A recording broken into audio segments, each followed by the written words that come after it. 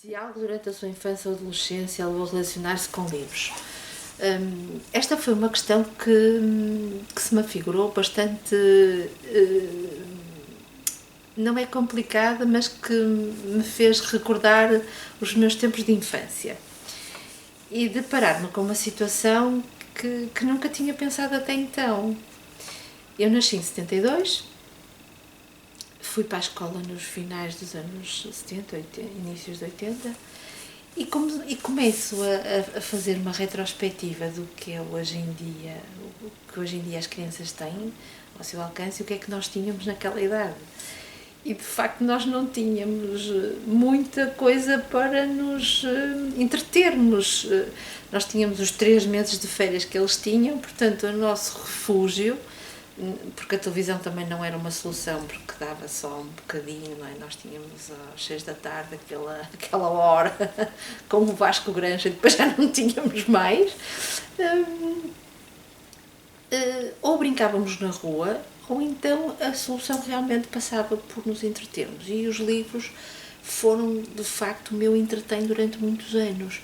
Sempre senti um apelo muito grande e sempre tive uma curiosidade muito grande relativamente ao livro, ao objeto, ao objeto livro e ao livro-objeto. Sempre senti uma grande curiosidade. E por isso a minha relação com os livros nasce a partir daí. Nasce a partir dessa ausência de entretenimento, dessa busca por uma outra realidade, dessa sensação de querermos sair de onde estamos e podermos ir para outro lugar. E os livros eu acho que nos ajudam a percorrer esse caminho. E a minha atração por eles começou, sim, decididamente nessa fase. Era uma pergunta que eu jamais me lembraria de a fazer, mas que de facto, fazendo a retrospectiva do que eu penso hoje, do que os meus filhos têm à disposição deles e do que eu tinha no meu tempo, com a idade deles, só posso realmente confiar que os livros tiveram uma importância muito grande no meu crescimento e na minha forma de me relacionar com eles. Mas também, por outro lado, pessoalmente sempre senti uma grande atração por esse tipo de objeto. Segunda. Qual a minha formação base? A minha formação base é História. Eu na altura, quando fiz o 9º ano, acho que foi o 9º ano, quando terminei o 9º ano, fazemos aqueles testes psicotécnicos e tinha 2 vertentes, a vertente de artes e a vertente de línguas ou literaturas.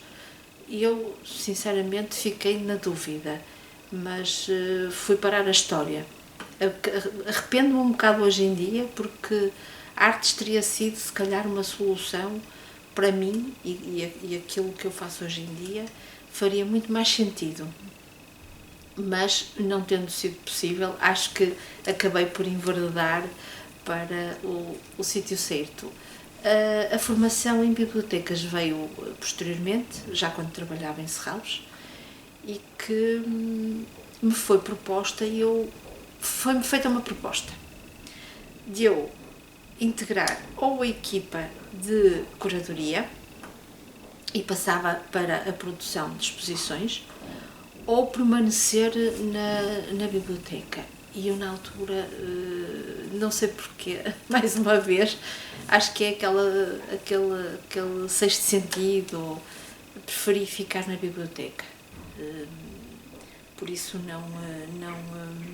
mais uma vez não enveredei, mas como tudo na vida às vezes é um acaso e não é pensado, acabei por, neste momento, estar também com exposições e curadoria e organização de exposições e etc. Portanto, às vezes não vale a pena contrariar o nosso destino, que ele acaba por nos indicar o caminho. Quando iniciei o meu trabalho na biblioteca, o meu trabalho na biblioteca, propriamente dito, foi quando o museu abriu em 99. Mas eu, anteriormente a isso, já trabalhava eu vim para cá em 1997 num projeto do Centro de Emprego para a ocupação dos tempos livres.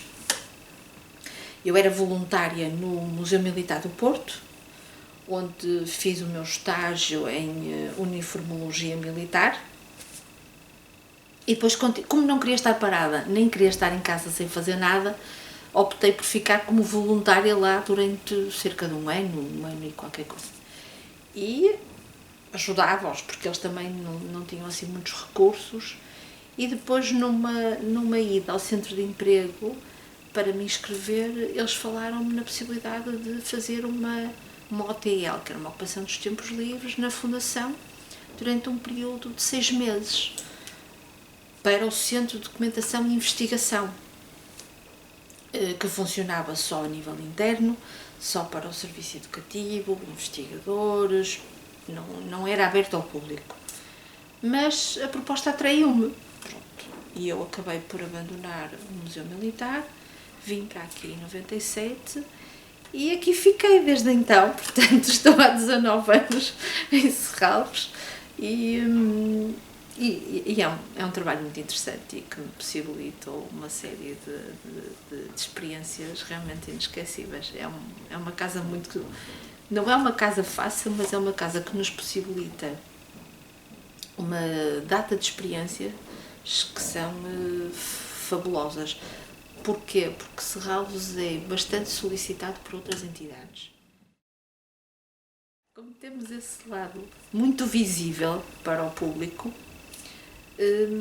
acabamos por receber solicitações das mais variadas que existem, o que nos permite também crescer em termos profissionais. Mesmo sem sair deste local há 19 anos, eu sinto que a minha experiência aqui, que não estagna, porque está sempre em constante, é um dinamismo tal que nos permite realmente um desenvolvimento em termos profissionais que noutro local não seria possível. Os critérios para a aquisição de livros de artista. Eu fiz aqui uma correção, Ana, e tirei publicações de autor, porque acho que publicações de autor não, livros de artista mesmo. Vamos levar isto sempre para os livros de artista. Ora bem, os critérios nesta casa são bastante democráticos. Há um consultor que recebe indicações por parte da direção do museu relativamente às aquisições que devem ser feitas no âmbito das exposições, dos artistas que temos na nossa coleção, mesmo dos movimentos e das correntes artísticas que têm sido sempre o nosso pautar das aquisições, mas depois também há uma democratização, como eu estava a dizer, relativamente aos critérios de aquisição, porque eu posso dar sugestões de aquisição, os diretores, colegas, artistas, outras pessoas que venham visitar Serralves, portanto, desde que essa proposta seja fundamentada e que faça sentido ser integrada na coleção, normalmente é aceite. Portanto, só se for uma coisa muito complicada ou completamente fora de todo o âmbito é que ela não é aceite, porque normalmente as propostas de aquisições são aceites. Onde são comprados os livros? Ora bem, os livros de artista normalmente seguem sempre alguns critérios que nós tentamos que Serralves tende a não abandonar, que são os artistas, comprar diretamente aos artistas, no caso de haver essa possibilidade, às galerias, às livrarias especializadas. Quer que diga quais são os locais? No início, quando eu comecei em 97, eu já comecei, eu fui a primeira pessoa a comprar livros de artista nesta casa, a mando do diretor Vicente Tadoli, onde nós comprávamos mais livros de artista nesta altura, não era de todo em Portugal, porque em Portugal não existiam, portanto, as primeiras aquisições que nós fizemos vieram dos Estados Unidos, de uma livraria que era a Ursus Books, que ainda existe, da Ars Libri, acho que era Ars Libri, e depois fomos encontrando outras na Europa que também nos ajudaram, como a Frick Gallery, a Barbara Vienne, a Bukiuki, na Holanda, mas sempre, pronto, esses foram os primeiros contactos em 98, 99, quando compramos as primeiras edições dos livros de artista que temos na coleção. Hoje em dia a coisa já está muito diferente, portanto, já conseguimos encontrar outras livrarias que entretanto perceberam o crescimento do tema e como o tema hoje em dia está tão atual e é tão... e no fundo não é só atual, acho que cresceu acho que não sei se foram as pessoas que lhes deram importância, as pessoas do meio, se foram as próprias condições que levaram a isso, as próprias condições, quando eu digo as condições de crise que passamos em 2009 e que tudo teve que ficar um bocadinho diferente. Por isso, acho que levou a que haja de facto um grande interesse por parte do público neste tipo de obra, o livro de artista.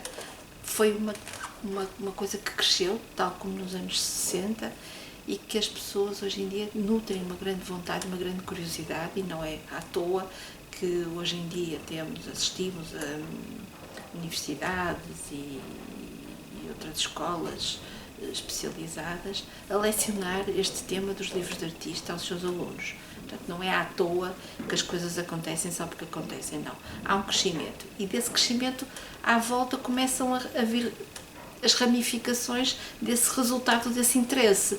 Crescem, o público começa a ter mais atenção, as casas comerciais também, neste caso as livrarias especializadas, como no Porto, a INC, e outros. Há outros espaços que também, entretanto, já apareceram, já desapareceram, mas havia espaços. Há artistas que se dedicam exatamente a isto, jovens artistas, maioritariamente, e por isso acho que é um tema que está em pleno crescimento. Acho que está em pleno crescimento, sinceramente. E temos vindo a notar isso particularmente no que respeita ao valor das obras, das próprias obras que nós temos na coleção. Se Serralves em 98 comprava uma obra do Ed Ruscha, um livro do Ed Ruscha, os 26 Gasoline Stations ou os Baby Cakes, por $100, não pagamos mais do que isso. Hoje em dia o valor comercial desses livros está nos $3.000, $4.000, portanto em 16 anos, 17, o que cresceu em termos de mercado, esta área é completamente uma coisa fantástica. Nunca pensei que um livro que foi comprado por este valor pudesse chegar em 2016 a atingir este valor de mercado. É absolutamente fantástico. Como se processa a catalogação? Eu tirei o armazenamento e pus e acho que é melhor o acondicionamento dos livros de artista. Ora bem, a catalogação não é uma catalogação igual à que nós fazemos para os livros da biblioteca. Fazemos uma catalogação mais virada para a obra de arte, com regras mais assentes no que diz respeito à descrição e à tipologia da obra, porque catalogar um livro de artista, dar entrada de um livro de artista, não é a mesma coisa que dar entrada de um catálogo de uma exposição. Por isso, sempre se estabeleceram como metas diferentes andamentos, diferentes tipologias para uns e para outros. Claro que há que respeitar, isto é condição sine qua non, há que respeitar sempre numa biblioteca a cotagem, a cotação, Mas, independentemente da cotação, o mais importante que a cotação é a forma como nós registramos o livro. Neste momento, o que posso dizer relativamente a isso é que, mesmo tendo tido sempre esse cuidado, como foram várias as pessoas que já estiveram com esta coleção, neste momento ela está a ser alvo de auditoria. Auditoria no sentido em que ela vai ser escrutinada e está a ser feito isso por uma doutoranda, para uma tese de doutoramento, relativamente à forma como ela foi descrita até agora, porque encontramos campos que depois estavam desadequados à própria obra, à forma como nós fazemos na biblioteca.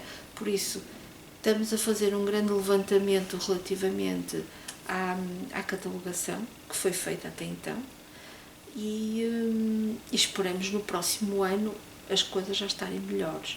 Isto porquê? Porque achamos que seria importante, mas isso lá está, são dados que só com o crescimento e com o evoluir das coisas é que conseguimos ter essa noção. Hoje em dia temos a internet, mas não só a internet, temos cada vez mais pessoas que se debruçam sobre este tema e que nos permite ir buscar informações que até então não tínhamos. Catalogar um livro de artista não é a mesma coisa que catalogar um livro de uma exposição. Muitas vezes não tem título, muitas vezes não tem informação absolutamente nenhuma, muitas vezes nem sequer tem o artista. A verdade é essa. Portanto, catalogar um livro sem informações nenhumas, podemos estar um dia, 2 dias, uma semana, porque é realmente difícil. Porque a única informação que nós temos vem até na fatura a dizer que aquele livro é do artista X porque estava mencionada na fatura que a galeria nos enviou, porque de resto não temos informação nenhuma. Por isso, existiram situações, e que nós estamos agora a tentar ultrapassar, em que isso aconteceu. Hoje em dia as coisas já estão um bocadinho diferentes, portanto, já há mais informação sobre algumas obras que deram entrada em tempos anteriores e por isso essa auditoria vai servir para colmatar essas lacunas que nós fomos detectando ao longo do tempo e que não pudemos, na altura, em tempo útil, fazê-las. Estamos também a reclassificá-las e a acrescentar um campo, que é o campo do conceito. O conceito do livro, nós queremos aplicar uma ou 2 frases relativamente ao conceito que está implícito naquela obra, porque é isso que os distingue de todos os outros. E então vamos está a ser feito esse trabalho, para já vamos fazer por tipologias, para já serão só, estamos a dedicar-nos única e exclusivamente aos livros de artista individuais, portanto aqueles que são concebidos por um único artista, e por objetos, portanto a pessoa que está a levar este trabalho achou que seriam duas tipologias interessantes, os livros individuais e os objetos. Depois partiremos para os outros, sim, mas esses são de facto os em maior número e aqueles que poderão, no fundo, ser mais interessantes em termos de informação até para o público. E também, numa fase posterior, queremos fazer a digitalização e até essa coisa que está aí atrás, que nós usamos, fotografar alguns dos objetos e associar ao registro do livro a fotografia da capa ou a imagem do objeto. É importante fazer essa associação. Hoje em dia, vivemos muito da imagem, e a imagem tem que estar presente. Mas, pronto, é um longo processo que temos também que percorrer, porque depois estão implícitos os direitos de autor, temos que contactar artistas, galerias, etc., pessoas que estejam associadas aos copyrights daquela obra, e por isso não é um processo fácil, é um processo que leva algum tempo. Bom, quanto ao acondicionamento, nós temos, mas isso já são regras da casa, que estão implementadas já desde sempre, tentamos que todos os livros que estão aqui na coleção de livros de artista estejam, ou pelo menos contenham materiais isentos de ácidos, os chamados acid free. Pronto. E temos especial cuidado para quando chegam, ver se não têm nenhum rasgão, se estão em perfeitas condições de serem integrados, se não têm que ser devolvidos.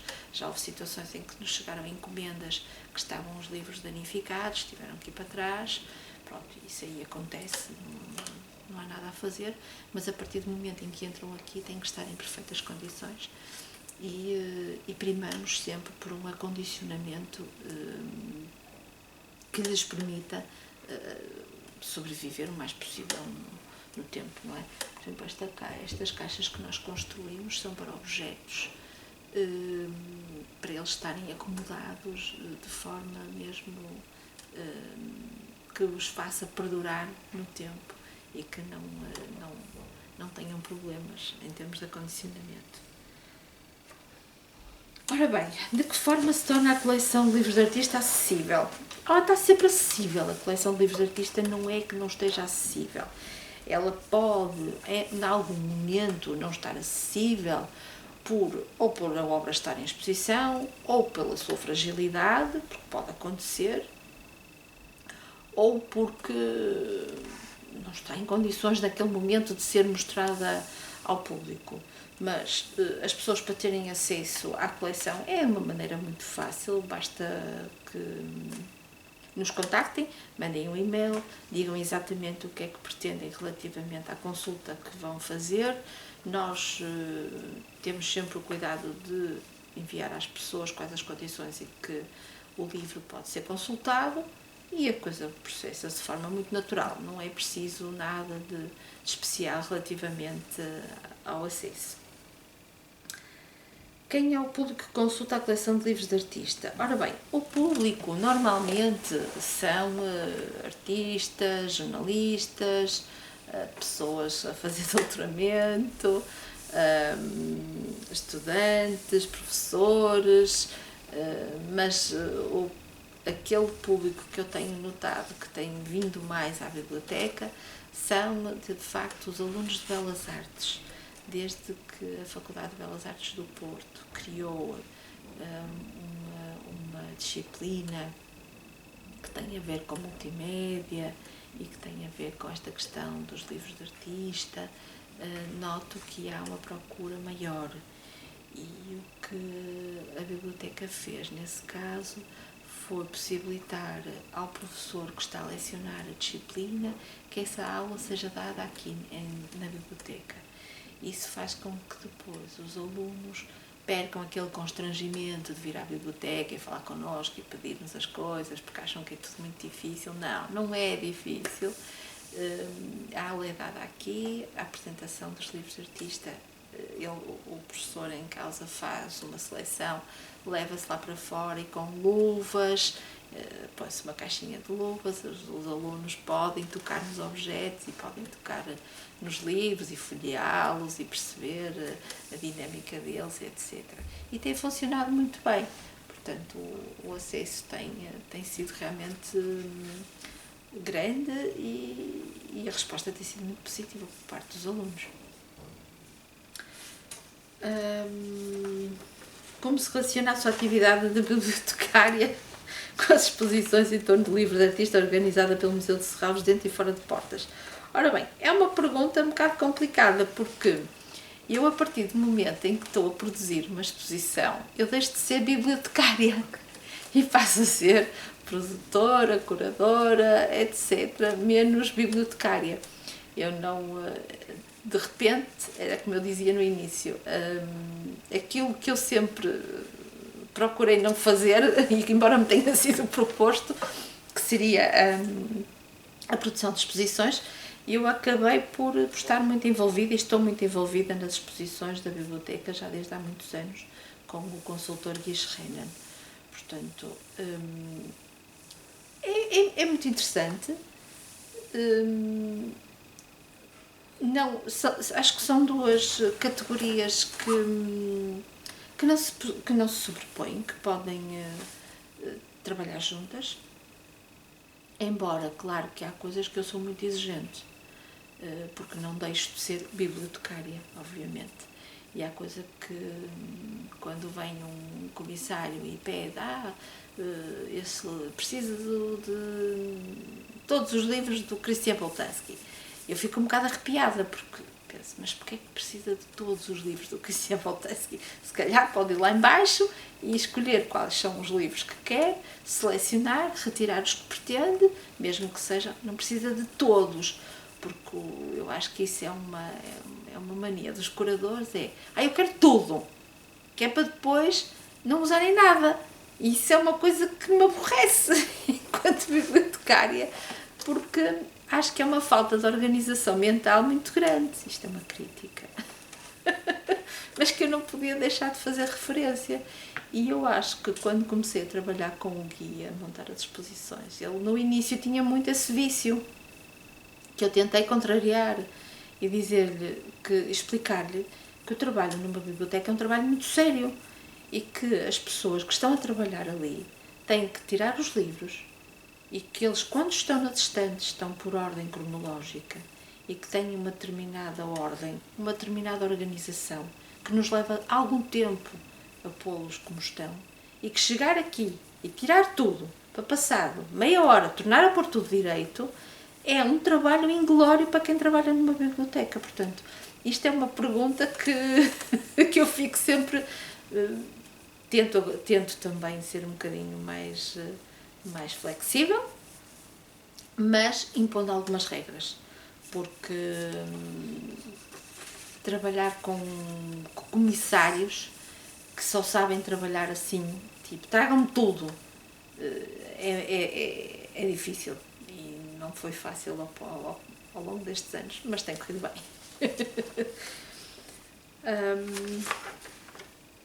Quais as potencialidades e dificuldades ligadas ao livro como forma artística?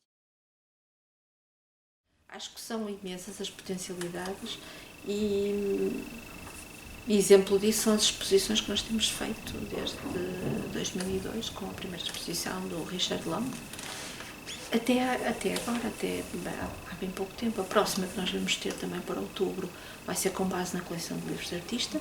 Claro que ela agora já está um bocadinho mais recheada e já não precisamos tanto de estar aflitos, mas é incrível perceber como é que em meia dúzia de caixas que nós possamos abrir, chegamos lá em cima e podemos apresentar, podemos construir uma história, porque uma exposição, no fundo, estamos a mostrar uma história ao público, e têm sido imensas as histórias que nós temos mostrado.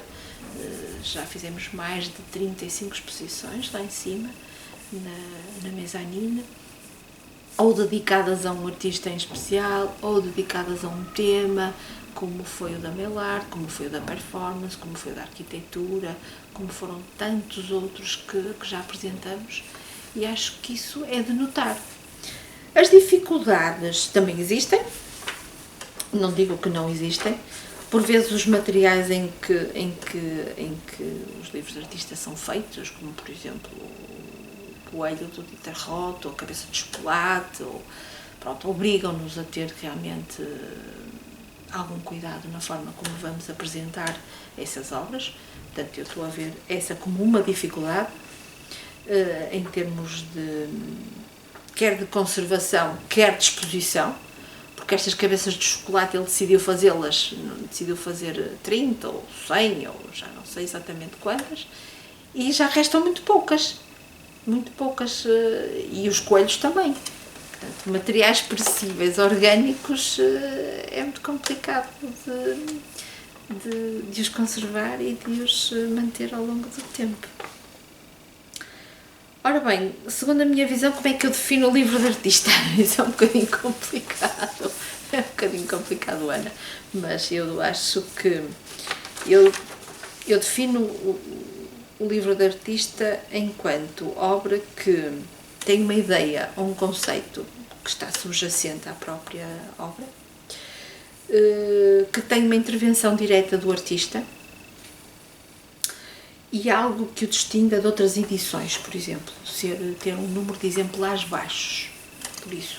Eu não quero estar aqui como outras autoras que dão muitas explicações relativamente ao livro de artista, à definição de livro de artista.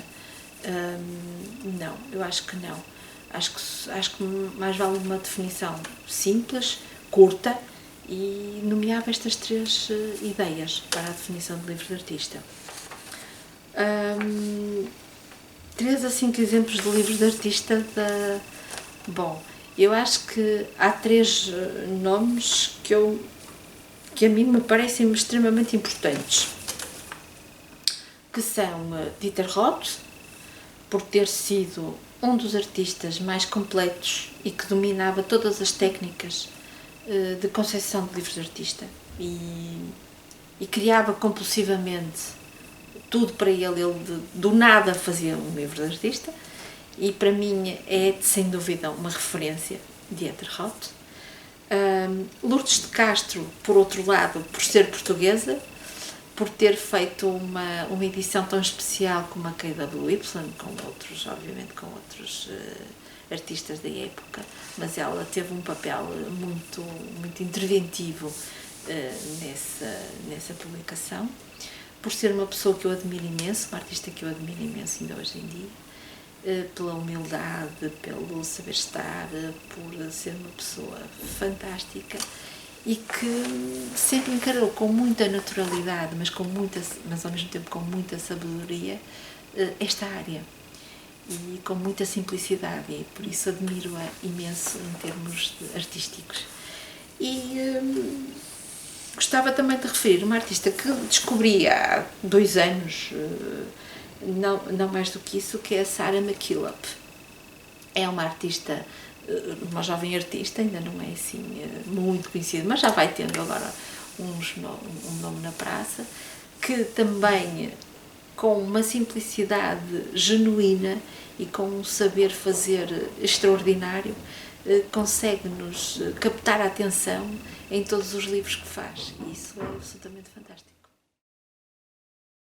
Esta é a edição de luxo dos Collected Writings do Dieter Roth.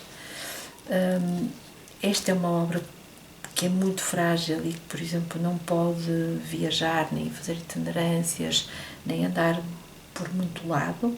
Escolhi exatamente pela sua fragilidade e para verem como é que ela funciona. É a edição de luxo de uma coleção, porque existe só este volume. Portanto, eu posso chegar aqui, tirar e apresentar só este livro. E este livro chama-se The Daily Mirror. É muito interessante. Porquê? Porque o Dieter Roth, como eu dizia há pouco, ele conseguia criar de uma forma completamente surpreendente. Isto aqui são páginas de jornal, que vemos aqui um quadradinho do seu tamanho, e que ele aumentou exponencialmente a página, porque segundo uma interpretação que foi dada a conhecer, ele imaginava que os mídias aumentavam da notícia que apresentavam nos jornais. Uma notícia que tinha este tamanho, depois aumentada não sei quantas vezes, aparece assim toda pixelizada e sem leitura absolutamente nenhuma. Ao mesmo tempo que achei muito curioso o facto de ele, quer na capa, quer no verso, colocar o original do Daily Mirror num tamanho surpreendentemente pequeno, de 1 por 1. Acho esta obra fabulosa. Esta é mais uma obra da nossa muito estimada Lourdes de Castro, que é Les Ombres. Foi uma aquisição recente, uma obra que a artista publicou em Paris e que mais uma vez nos surpreende a cada página que passamos, pelos seus contornos, os seus traços, a sua forma simples, mas muito magnífica de representar tudo aquilo que ela escolhe. E acho que é mais um belo exemplo que ainda não foi mostrado, nunca esteve em exposição e que está agora a ser mostrado pela primeira vez aqui nesta entrevista.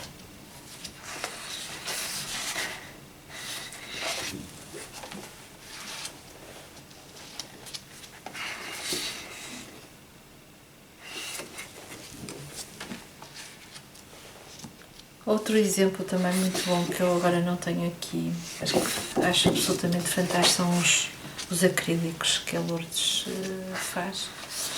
Os livros em acrílico são absolutamente maravilhosos. Este é um exemplo diferente, acho que não deixa de ser fantástico também.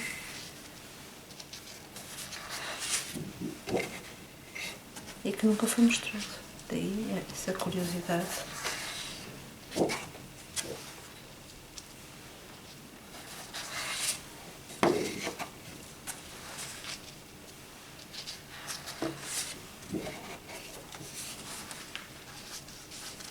Terminamos com um verso de Goethe.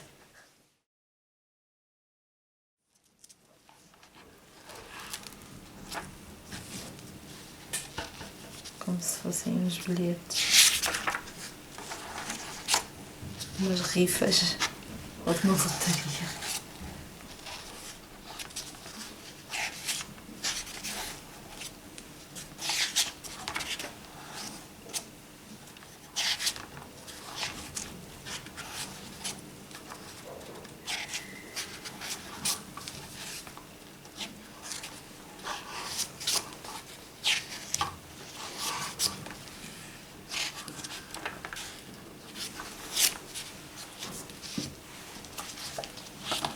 Este são as setas.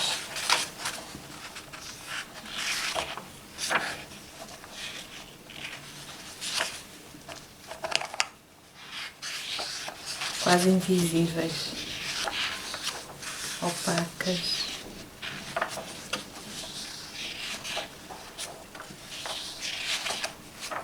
Faz quase lembrar o Xerox Book.